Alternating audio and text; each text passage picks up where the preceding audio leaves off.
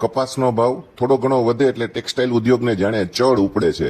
સરકાર ઉપર આયાત જકાત ઘટાડી નાખો, જીરો કરી નાખો એવી ફરી વખત માગણી થવા માંડી છે। મિત્રો, આ નિર્ણય ખેડૂતો માટે કેટલો ફાયદાકારક છે, ખાસ કરીને વાવેતરનો સમય નજીક આવી રહ્યો છે ત્યારે। કપાસના ભાવ અચાનક હમણાં 1.5-2 મહિનામાં વધી ગયા એટલે મિલોવાળા અને ખાસ કરીને ગાર્મેન્ટ ઉદ્યોગવાળા સરકાર ઉપર એવું દબાણ કરી રહ્યા છે કે ડ્યુટી ઘટાડો અથવા ડ્યુટી જે અગાઉ હતી એવી 0% કરો। કપાસ બહુ મોંઘો થઈ ગયો છે, બહારથી સસ્તો કપાસ અમને લઈ આવવા દેવો જોઈએ જેથી ટેક્સટાઇલ ઉદ્યોગ ચાલે। પણ મોટા ભાગના લોકો એવું માને છે કે ડ્યુટી ઘટાડવી એ ખેડૂતો માટે ભારોભાર જોખમી સાબિત થઈ શકે છે, કારણ કે અત્યારે ખરીફ વાવણી એકાદ મહિનામાં જ શરૂ થવાની છે અને ઘણા બધા ખેડૂતો પોતાનો કપાસ હજુ પણ થોડો ઘણો સ્ટોકમાં રાખીને બેઠા છે કે આગળ હજુ પણ 1800, 1900, 2000નો ભાવ મળશે।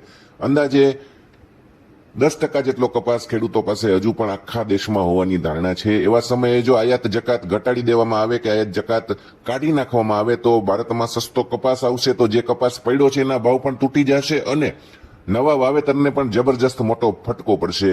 ઓલરેડી 4 વર્ષથી કપાસના ભાવ મળતા નથી એટલે કપાસના વાવેતરમાં 10-15%નો ઘટાડો અત્યારથી થશે એવું લાગી રહ્યું છે। ત્યારે જો આયાત માટે ફરીથી દ્વાર ખોલવામાં આવે તો અત્યાર સુધી 42-43 લાખ ગાંસડીની આયાત થઈ છે, એ આરામથી 50 લાખ ગાંસડી કેની ઉપર પહોંચી જાય એમ છે। મિત્રો, તમને શું લાગે છે? તમારો મત જરૂરથી કોમેન્ટમાં લખજો અને આ વિડીયોને મહત્તમ પ્રમાણમાં શેર કરજો જેથી કરીને સરકાર આવું કોઈ પગલું ભરે નહીં અને ટેક્સટાઇલ ઉદ્યોગના શરણે ન થાય।